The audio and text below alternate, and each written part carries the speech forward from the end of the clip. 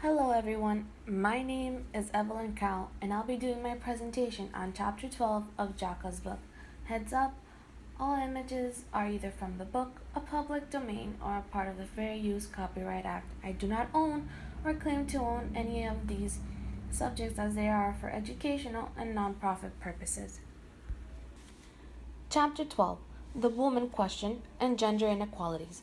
Chapter 12 is divided into two parts. The first half is about discussing the lasting impact that the woman question has had on the 20th and 21st centuries on Chinese state policies regarding gender inequalities. In the second half, we look at some institutions through which gender inequalities continue to be produced today despite so many attempts and efforts at trying to overcome it. But I'm probably getting ahead of myself here. I bet some of you are asking, well, what is the woman question? The woman question is not necessarily a question per se, but more of a subject discussed in debates and, discussions. Leading Chinese intellectuals and political activists during the late 19th century and early 20th century argued that women were the epitome of backwardness. These were the men that sadly saw women as uneducated, foot-binding, and subjected to the three obediences, which, if we remember correctly, were the father, the husband, and the son. Because of this, women were sometimes considered too uneducated to raise their children, and were the reason the country couldn't progress. Thankfully, not all men thought the same way. Some modernizing elites thought that the only way to make the country further and progress was to liberate women and bring in gender equality, which paved the China to modernity and social progress. Now that we have a better understanding of the woman question, I can start to explain the first part of the chapter. The woman question and state approaches to gender inequality. When it comes to the woman question, the states had one more difference to add to their contrasting ideas. The Chinese Communist Party, or the CCP, established All China's Women's Federation, which was charged with women's work as well as promoting their interests. As nice as it sounds, the women's rights were limited due to the actions from their very own government. They didn't want women to be too liberated, as they feared it could cause the collapse of its society and take away attention from other major problems. The issues were so bad that when it disbanded in the late 1960s, it didn't fully reestablish until 1978. It wasn't until 1995, during the past Mao years, where Beijing hosted the Fourth United Nations World Conference, that the women's movement didn't really start to develop in China. During contemporary times, the Women's Federation has moved away from changing major social structures to trying to improve the lives of women in rural China, thus reducing gender inequality slowly and at a steady pace. The woman question and scholarship on gender inequality. On these two slides, we have two well-known scholars.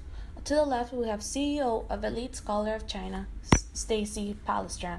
To the right, we have President of the Singapore Council Women's Organization, Laura Huang. While these two women are not presented in the text, they are contemporary scholars, and in their own way, they're trying to fight against gender inequality. Throughout this section, there is no more of a simple statement that makes it so important to see how women keep trying to strive forward than with what men can do, women can do too. Western feminist scholars were able to see this as they noted that China's women progressed from a state of subjugation in the pre-modern period towards liberation in modern times. Despite looking into Maoist China in an attempt to see the liberation of rural women, they were sadly disappointed in the slow progress of it. With this, they noticed two things. The first was that equal rights between men and women were, in a marriage, never fully realized in rural areas.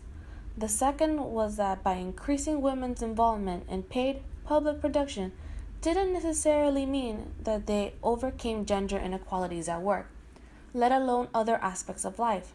Remember how a moment ago I told you guys about the statement, what men can do, women can do too? Well, the statement doesn't really live up to its glory either, or much of it. While it did allow for many women to become employed, it also forced women to concentrate on trade. With this, it meant occupations and jobs considered either less skilled or less physically demanding that the men did which paid at lower rates. Not only that, but women were also not given the recognition they so deserved for their contribution to society through their domestic work and childcare. Despite all of this, most scholars have come to a simple conclusion of Maoist propaganda wasn't all what it cut out to be. When the question of to what extent did the socialist revolutionary free state liberate the women, and what is happening to women liberation and gender equality with the retreat of the state and move towards capitalist China, gets swept over by other questions, it leads to the answer that inequalities of all kinds are far too complex and multifaceted to be understood solely in terms of market transition, let alone socialism or capitalism in themselves. Today, scholars seek to understand both the reproduction of and change in gender equalities in terms of complex relationships between men and women, agencies, and social interactions. In fact, the next discussion relates to two institutes that have been consequential for the gender relations and gender inequalities.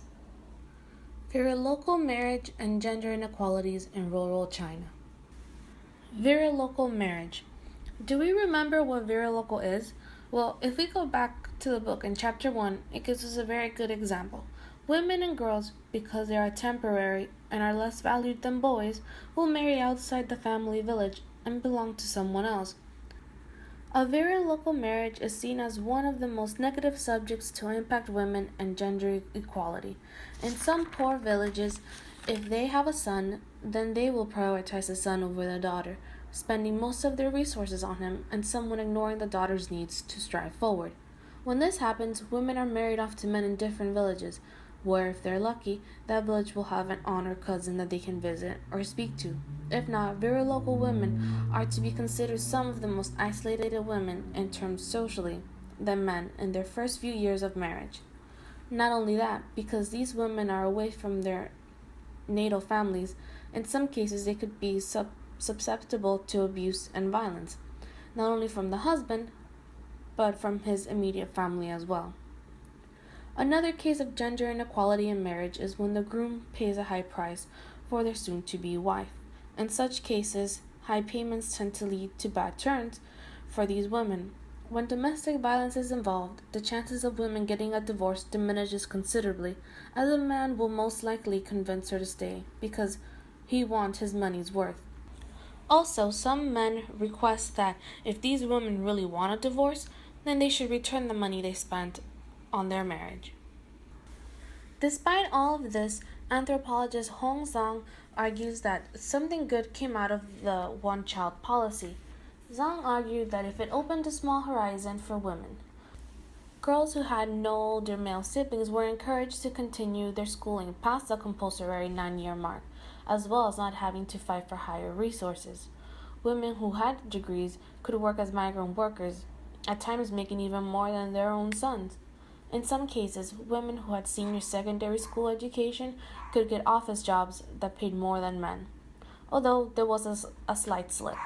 Women who had higher education didn't make larger wages than their male counterparts. To further his point, Zhang noticed how there was a rise on neo-local marriages. Those are the ones where newlyweds live in their own home, and neither of their families are there. This helped them establish their own sense of individuality, as well as making their homes in the city where they can continue to live. Within the next and final section, we'll see how urbanization and industrialization had a change in society, as well as its division of labor. Gender divisions of labor and gender segmentation and income inequalities in the workforce. The shift in understanding the saying, men rule outside, women rule inside, shows how decollectivization and industrialization shifted the way women worked in China. Between the 1980s and early 2000s, most studies point to the feminization across China. In simple terms, women started working more in agriculture. In many places, this trend combined with the low and declining profitability of agriculture relative to non-agricultural employment started to repeat more and more again. Due to married women not having much to any income, products of women's agricultural labor were not sold. Most of this was due to, If the man earned the money, he decides what to do with it. Despite these attitudes, gender segmentation and gender wage differentials were less severe than in other industrialization and industrialized economies. For example, we can take what sociologists Philip Cohen and Wang Feng have found out that gender segmentation by occupation was low by international standards, causing a significant impact on wage differentials. In the state sector, average wages were not as high as in some other sectors, but wage inequalities, including by gender, were low compared with the state sector. The gender wage gap between male and female employees was about 5% higher in other organizations and 17% higher among individual business owners. Then we have the recent study led by economist Li Shi, who confirms a less optimistic potential for education and its potential to overcome gender inequalities in the workforce. Due to men going back to study, the wage gap increases between men and women. This would just cause more discrimination against women just because of their gender. As most of the female workforce is employed in low-end jobs and competitive industries and in the private sector, some of the factors leading to the labor market is segregation.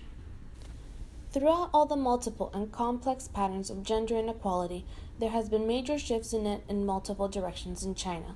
While some shifts have been for the better, women going to school and being able to get jobs, other times the shifts are bad or are on loop, seeming like a cycle where the wage gaps between men and women keep increasing. At the end of it all, it seems that most topics on gender and women will still fall under the woman question. I hope my explanation of Chapter 12, the woman question, and gender inequalities were able to help you out. Thank you for your time.